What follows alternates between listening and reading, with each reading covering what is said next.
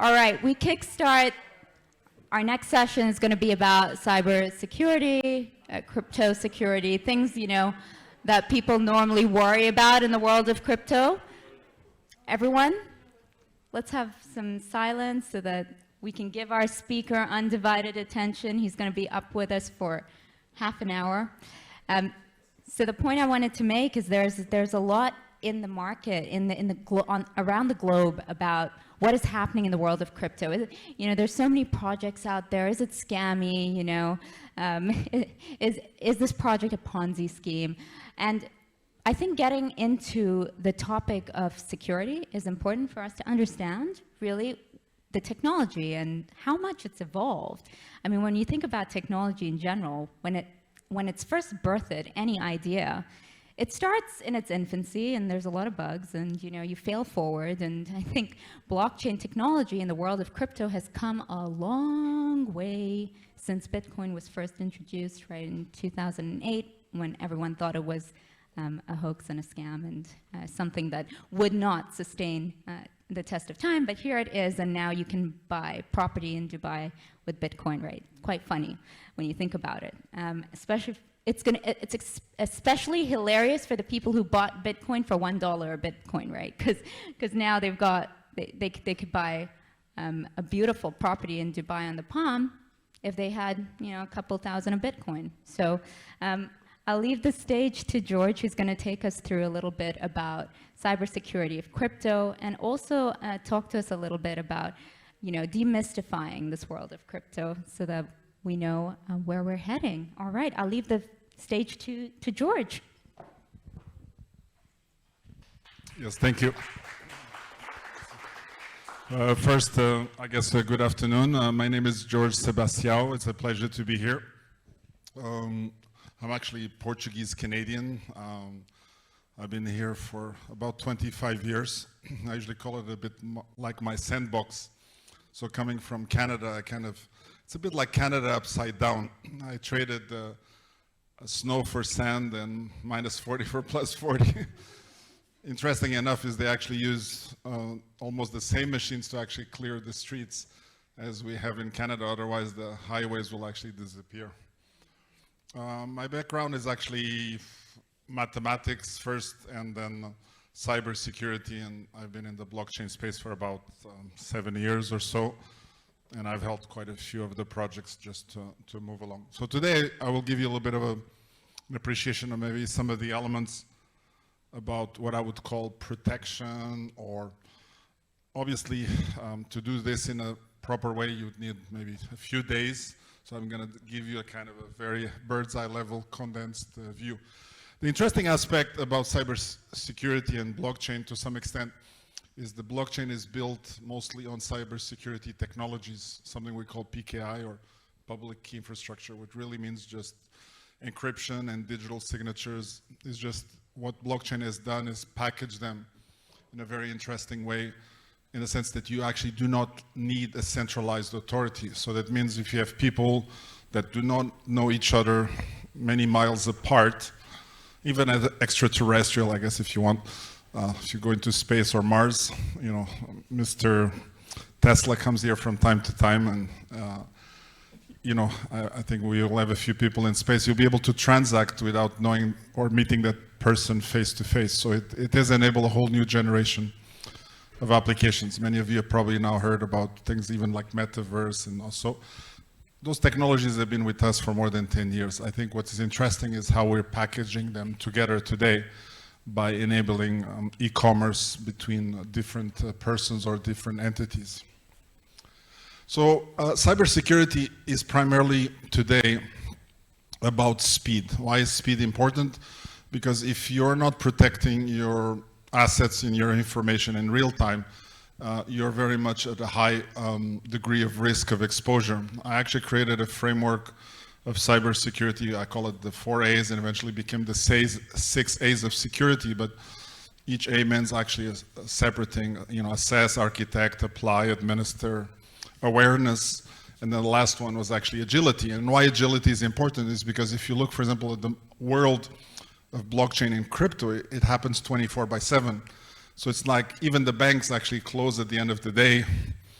but crypto does actually not close. It's really operating all the time.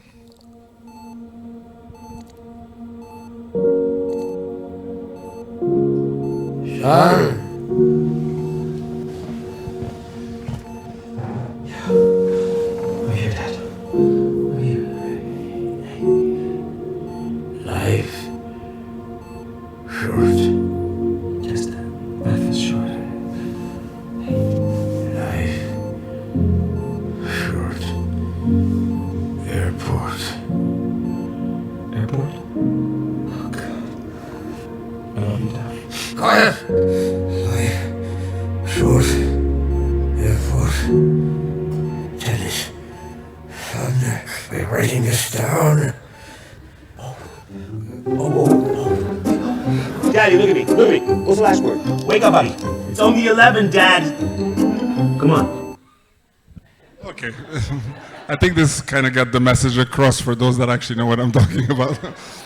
There's actually 12 keywords that actually kind of keep your wallet safe, but if you forget any of those words, it's kind of very difficult. You actually lose everything that is your assets. So like Mike Tyson said, it's good to have a plan that protects, but it's until you get hit that you can actually realize if you have the proper protection for cybersecurity or not. To give you things a little bit in perspective, I've been working in security for about 22 years.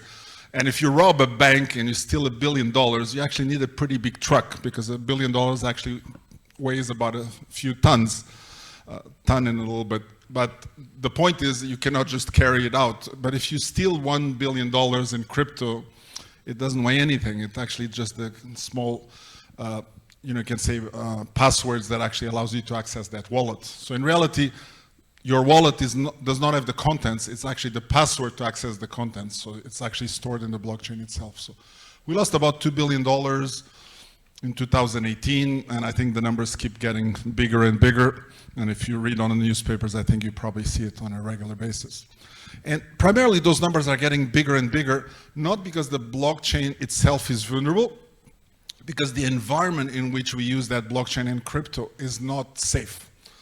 Now, what are the environment that we use? What's your primary tool to use the internet today? A mobile phone, or the browser inside the desktop or laptop. What happens is those are not really originally designed for e-commerce. So that means, if you, for example, use Chrome, which might be your favorite browser, about 50 or 60% of the people use Chrome today, but you put extensions inside. Some of the extensions are actually even digital wallets like MetaMask. However, it's not a very safe environment. So what it really means is that the hackers don't have to hack the blockchain. They just have to hack the most vulnerable thing. And that most vulnerable thing will probably be your mobile or the browser that you use every day. So people will fool you into putting your keywords, and then it's what we call game over. Game over here is actually for a Canadian entity called Quadriga, which is actually a crypto or digital exchange. So it's actually a professional organization operating.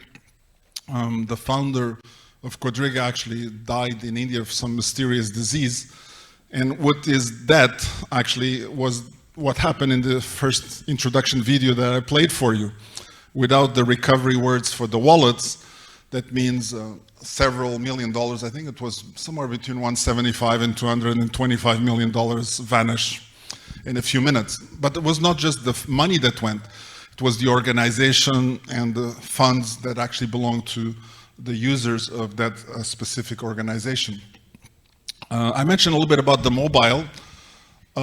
Mobile is actually being used for cybersecurity for everything of your life today. Many of you probably, when you log into Google or your social media, you probably made it more secure because you have dynamic passwords that are done through your SIM card. That means you receive an SMS to know it's really you and it's really your mobile. However, that itself is extremely vulnerable. It is extremely vulnerable for many things. One is called SIM swap. There's many others, but I'll pick just one. And SIM swap just really means somebody that collected a lot of information about yourselves. How do people collect information about yourselves? Through social media. They know where you live, they know your birthday, they know the name of your dog, your firstborn, and everything else in between. So eventually, if they have enough information and they contact the mobile company, they can easily impersonate yourselves. And what the mobile company will do is release your SIM card to them. This is what's called SIM swap. And what it really means is once they have hold of your SIM card, they have a hold of your digital life, not just your digital wallets. I have a few friends of mine, again, another one from Canada, his name is Kuram Shroff from Aga Khan family. He actually helps manage the Aga Khan Museum in Toronto. And he lost his SIM card for a period of time, and it was quite expensive. My friend this one from Las Vegas, his name is Michael Turpin. He actually raised about 50% of all the crypto that is on CoinMarketCap. He got SIM swapped. He sued AT&T to the tune of $75 million. He actually win, but he still has not seen any of that money because AT&T's got very good lawyers. So I think he's going to be waiting for his money for some time to come. So there's really a lot of things that you should aware to take cover. Many of you probably will install some wallets, and those wallets themselves, because they're code, because they're hardware, they can also be vulnerable. So there's been, or discovery, some very critical severities in some of these wallets, including sometimes MetaMask, which behaves as a browser extension as well. The other last part I want to highlight here is that exchanges are not safe. So what do I really mean by that? In the world of blockchain and crypto, because not everything is still crypto today, you need to move between the world of crypto to fiat and fiat to crypto. Means you still go, if you go pay for the coffee outside, you still need to pay with somehow real money because nobody really accepts crypto. Although in Dubai you can buy an island for crypto, you can buy an apartment, you can buy a high expensive car. You can even pay some government services in crypto. I think in the US, some cities have already accepting as well for taxes and other services. But how we create this bridge is what we call digital or crypto exchanges. So they have what we call on-ramps and off-ramps that allow you to bring money from your traditional banking system into crypto and vice versa. People, however, make the mistake of leaving a lot of their funds in these crypto exchanges, and they get hacked quite often. They have what we call hot, cold, or different types of wallets that I'll describe shortly. But when you attack an exchange, because it has such a high pool of money from a collective of people, the hacks tend to be quite big. The last one was Bitmart, and it was to the tune of about $275 million. Good thing is that the good exchanges will actually give you all your money back because they make so much money every minute that 270 million for them is not really such a big risk, but definitely they're not as safe. So it's, if you make an exchange, you make the transaction, take the money out and put it into a safekeeping, maybe like a cold wallet would be a good thing. Now, you would expect that cold wallets are cold. In reality, they are not quite cold. I would call them semi-warm wallets. And the reason for that is the only really cold wallet. And by the way, what do we mean by cold? There's different types of wallets, hot, warm, cold. Cold really means a wallet that is not connected to anything, not connected to the internet, does not use any technology. So, because most of the cold wallets still use some kind of technology, firmware, which is kind of the programming that goes inside the wallet itself, they have also vulnerabilities and risks associated with them. I have a good colleague from Israel that did a complete report analysis on this, and he was quite surprised of what he found, is that most cold wallets have quite serious vulnerabilities in them. But the good thing is that if they find them, they tend to patch them, and they can, keep you at least, let's say, 98% safe or 99, but never 100. One thing you should know also, if you know about this Nano wallet, which is kind of popular French company, somebody also hacked their customer database, and they were really interested in their database because what they wanted to do is to know who is using these Nano wallets. So if you know who has the wallets, then it's very easy to actually hack them. So what they've been doing is shipping replacement wallets for many people. So if you receive a free Nano wallet, you should be aware that it's probably Trojan horse, meaning that they save the keywords with that wallet somewhere else. So any funds you put there could easily disappear as well. Like the first video that I played, I would say probably about 15 to 20% of all Bitcoins that have been created have been lost so far. Now, each one has been lost for many things. Maybe somebody died, maybe somebody forgot the password. Other people put the passwords in environments that don't know where they are anymore. The important thing is that when they're lost forever. I mean, some cases we've been able to recover them if enough information is available, but 99% of the time that is almost It's a impossible. password worth hundreds of millions of dollars, a long, complex string of random letters, numbers, and symbols guarding the contents of an ultra-secure thumb drive like this one. I tried to pick a very secure one because I was very concerned about losing those coins. For nearly a decade, Stephen Thomas has had more than 7,000 Bitcoin locked away in the device. These days, cashing out the stash of digital currency would pay out more than 260 million real dollars. Much, much, much more than it was worth when he first earned them. If Stephen could only remember his password. Just like lay in bed and come up with a new way to recover it, and then it wouldn't work, and then I would try another way and it wouldn't work either. He's already made 8 failed attempts to unlock the drive. Now he only has 2 more tries to get it right, or the device will self-delete, clearing all of its data forever, including the password that will unlock all those millions. It's not like I barely don't remember it. There's no chance of remembering something that complicated from 10 years ago. Because Bitcoin isn't represented by physical coins, it can't be held by a bank, meaning the military-grade drive is holding the only key to Stephen's digital fortune. Online, word of his password predicament has inspired some creative solutions, everything from hackers offering to crack the code to hypnosis. Is there at least maybe just the slightest bit of hope that you have buried somewhere in your head? Yeah, I mean, in some ways, like, that hope makes it more difficult because it's like, you know, it's easier if you can just let it be in the past and forget about it. Still, Stephen says he's chosen not to dwell on his almost certain loss, reality he came to terms with years ago. Ever since then, I've never had to worry about any other screw-ups or failures, and if I can move past that mistake, I can move past anything. Proof that even a Bitcoin has a flip side. And if you're thinking Stephen is handling this awfully well, there's a reason. He has made plenty of other money on cryptocurrency, and he remembered those passwords, so he's doing just fine. By the way, he's far from alone. One company estimates there's more than $140 billion worth of Bitcoin stranded in digital wallets. The company that made the super secure flash drive tells us if Stephen can't figure out his password, well, there's nothing they can really do either. Back to you guys. Dude, I don't care how. Anyway, you can call it an expensive lesson at the end of the day.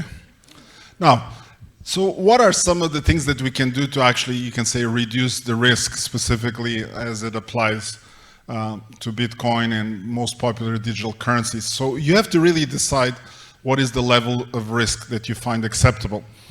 I have a good colleague named Taitu that recently moved into Lisbon, Portugal. Why? Because they have zero tax on crypto capital gains. They're usually known as the Bitcoin family. This is a group of, it's a family group of individuals that got together and sold everything they had and they bought Bitcoin. So to give you an idea, they got about 300 Bitcoins and the same house that they sold for those 300 Bitcoins probably costs about 3 Bitcoins now. So just to give you an idea. So I think they have done relatively well. So what they have done is they have put really those Bitcoins in several countries and several jurisdictions so that it's actually safe, using different technologies. Why is this important? Because at the end of the day, as we've seen today between the war, I guess, between Ukraine and Russia, you never know what may happen. So one place that looks very safe can easily become very unsafe. Specifically to wallets, there's really many types. There is hot wallets, desktop, mobile, cold, warm, paper. And when I say paper, it could be metal or anything like that, which really gets to my point. When we talk about something called cold wallets, probably the only real cold wallet was something that is not connected to anything and it's not in any device that has some type of technology associated with them. Now, each of these has more or less risk associated with them, which means that obviously the cold wallet is probably the most secure approach that you have today to protect those digital assets. And you should be having more than one to help you protect that infrastructure. But you still need to use warm or hot wallets because anytime you do business transactions, you cannot easily do business transactions from cold wallets. So some of the funds need to be moved to others' wallets so that the transactions can actually take place. Especially if you do things like staking and others, which means like you kind of earn interest on the bitcoins or crypto that you have in your own infrastructure. The important element here is that you have an approach to mitigate the risk. And really this risk is almost like the same way you drive a car. So a few years ago, there was not even seat belts in the car. If you came here in the car today, probably you were wearing a seat belt, but it's not just the seat belt. You have an airbag, traction control, a collision avoidance system, and many other elements. So this gives you the extra levels of protection. We have created one of the solutions that actually does this. It's a cold storage system. It's using Swiss technology. Everybody likes Swiss technology. It has a technology that actually powers it. It's stored in multiple countries. So if one country disappears, that means it's actually in 5 different continents, something in Australia. So because even today you don't know, maybe there's a big earthquake or something, or there's an asteroid that falls on us. So you want to make sure that, so it's industrial grade. And there's a concept here is very important, known also as multi-signature, which you can use in your own wallets as well. And multi-signature is a bit like when you write 2 signatures on a check. So one can be used to recover the other, but one single person also, you can make it in a way that not one person can transfer funds from that wallet. So if that has the critical assets, especially if it's an organization. My last comment is also a bit funny, but serious one. I call it the crypto fight, and I call it a few rules of engagement. So like any gunfight. Usually there's a term that says, don't bring a knife to a gunfight. Means, you have to give yourself the necessary level of protection. So bring a gun, bring at least some friends who have guns, or bring all your friends that also have guns. So learn from everybody. For those that are interested, I'm happy to send you some free Udemy or Coursera courses, so you can, I have lots of those, a few of them on YouTube as well, or Twitter, whatever social media platform you prefer. So cybersecurity is an important element of protecting the digital assets of today. There's elements that I did not cover here today, but you should be aware. If you think Bitcoins are expensive, no. I mean, Bitcoin today is probably, I don't know, maybe 45, 47. It keeps going up because of the current troubles of the world. But there's people that actually have bought NFTs. NFT stands for non-fungible tokens. That means every Bitcoin has got the same price, but in non-fungible tokens, each token has got a different price associated with them, because each one is a unique identity. Now, they could be a video, they could be a book, they could be a painting. Probably one of the most expensive NFTs today runs for about $65 million. So you probably want a proper technology to protect such an NFT, and you want to make sure that it stays relatively safe. I thank you very much for the opportunity to be with you here today, although it has been short, but I hope it was educational and you enjoyed. The rest, I don't know if there's any questions. I'll be more than happy to answer any questions that you may have. Thank you. Anne, they take questions or? Does anyone? Let's check. Yes, please. There we go. Maya, if you could kindly pass the mic.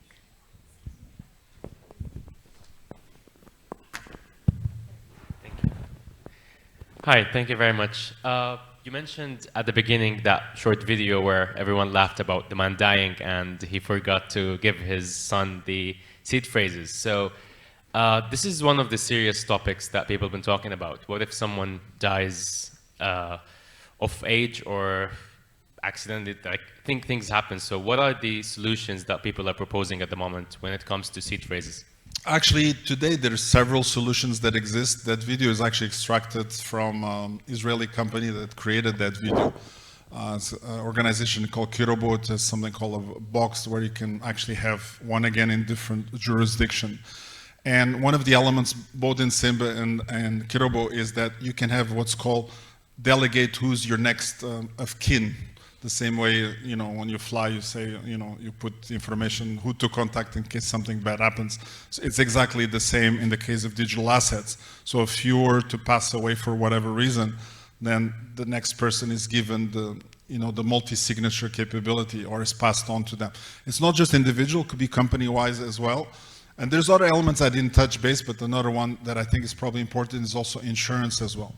So we can add insurance to it, so you can insure wallets up to several $1 million as well. The fees for insurance are relatively low because the risk is fairly low. It's almost like insuring gold, it's in a vault somewhere, but you still have to pay an insurance fee. It's usually like 0.001% or something like that per year. So I think all these elements is exactly what I would just mention. When you drive a car, you have seat belt, airbag, traction control, collision avoidance system. Even with all of this, you can still hurt yourself. And the proof is if you drive a Tesla with all these things, people still manage to somehow hurt themselves. But you can say you're probably 99.9% safe. Next question. Yes, please.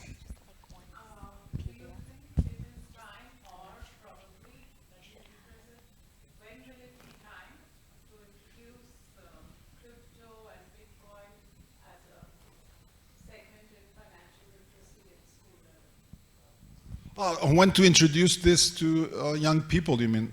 At any age, really. Actually, if you ask, I can send you, there's an interesting video that exists on the internet that explains digital assets to a 4-year-old, a 17-year-old, and up to a 65-year-old. So I don't think there is any age today, because today you can have children probably as young as 4 or 6 that have the capability. Now, will they fully understand that? Probably not, but definitely there is a way to do that. I do that, for example, with my own children as well, in the sense, if you have anybody here has used Revolut, before a few, in Revolut there's a feature called Juniors, or where you can give a card to your kid, and they're able to go and make payments themselves. By the way, that card can also have crypto as well, which is in custody of Revolut, but doesn't matter, it's just a wrapped tool. But then you as a parent can kind of teach them the value of money, and they can learn how to make small transactions, and over time actually grow. Actually, it's even much better than that. Let me put another perspective. This is only from the money management perspective. For example, there's a kid from India that made about $200,000 making NFTs. So it's not, there's actually a book called, I guess, Rich Dad, Poor Dad, but I think today is Poor Dad, Rich Kid. And I think it's probably more likely to happen, because the kids today are very entrepreneurial.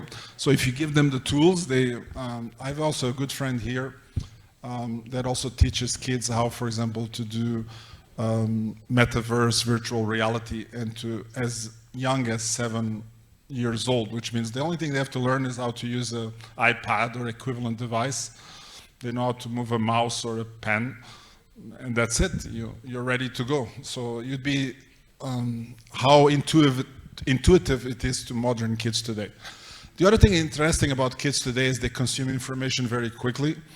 And they tend to consume information in little bits rather than very long bits. So I usually call this like snack TV. And that's what YouTube and TikTok and Instagram is really all about. So if you use those as educational mechanisms, then you're giving them a modern set of skills so that they can survive in today's world, which moves much faster than in the parents' age. Yes, please.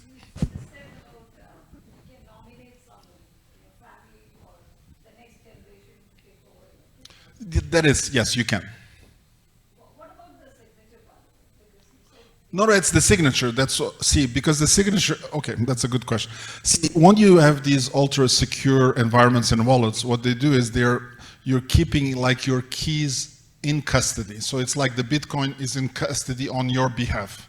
So you're actually using these organizations' ultra secure environment to actually keep those keys and then allow you to retrieve or pass them on. Now, there is obviously some risks with that, and I like to always highlight there's 2 points to every, or two sides to every coin is probably the right term. And what I mean by that, anytime you entrust another organization, no matter how professional, there is also risks associated with it. Let me give you an example from today's world. But That is correct. No, but even beyond that, for example, many of you have heard about Slack or know about Slack. Okay, Slack is just a professional messaging system for corporations. A few Russian organizations, nothing to do with the war, that happened to have paid for their Slack service using Russian bank credit card, got their accounts erased and stopped overnight. Now imagine you're a company, you're doing normal business, and the next day it's vanished because of political aspects.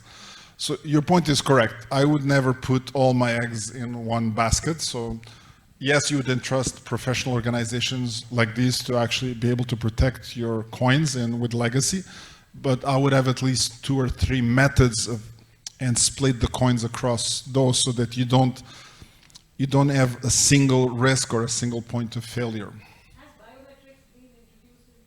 Yes, actually there is. That's another good question. There's several organizations that have done that.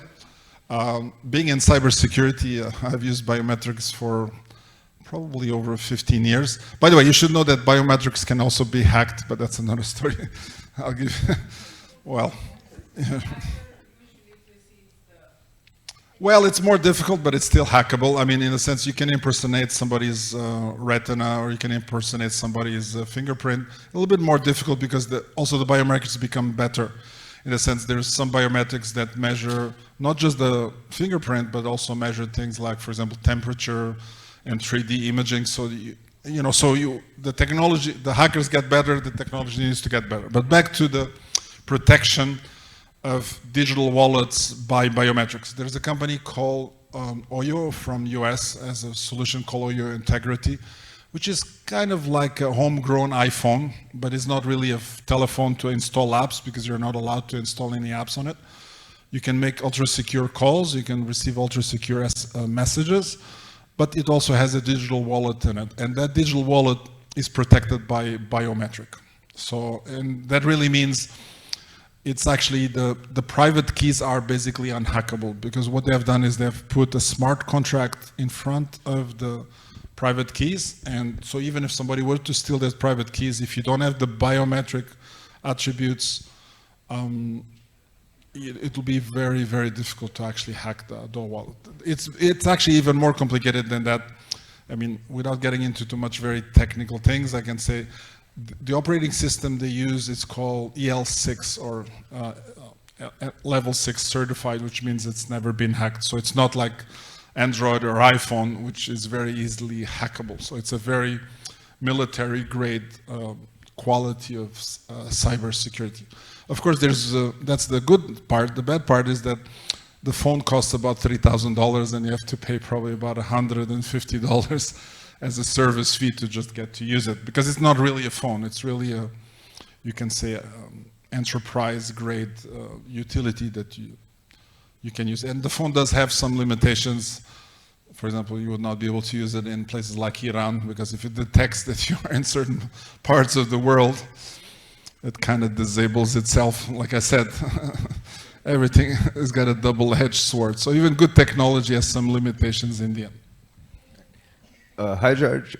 Just a quick question here. So we know like there's this dApps are deploying on multiple chains right now, like Polygon, Avalanche, Phantom, and so what is the best sort of recommendation you would give, like, you know, security-wise, like cold wallet or warm wallet, that is the most compatible with these multiple chains and that, you know, allows making transactions on switching between these chains, making multiple transactions? See, I'm not here to promote one wallet versus the other, but definitely if you're talking very simple wallets, like for example, either Nano or Trezor is a pretty good quality wallet today, but it has also its drawbacks in the sense that if you forget the passphrases or somebody copies those passphrases from you, then the wallet will not protect you anything at all. So you understand, it's not the fact that it's a very secure device, it's how you protect the phrases that you put in that device. So you have to think things in layers of security.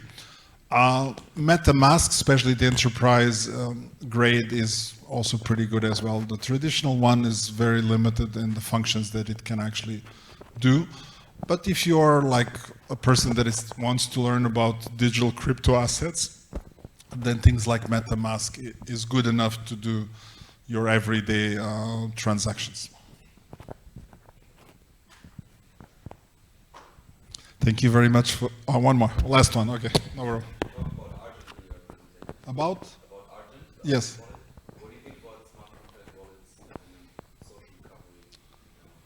Well, smart contract wallets is a double-edged sword as well for a completely different reason. Smart contracts, by the way, are not smart and they are not contracts either, but that's another story for another time.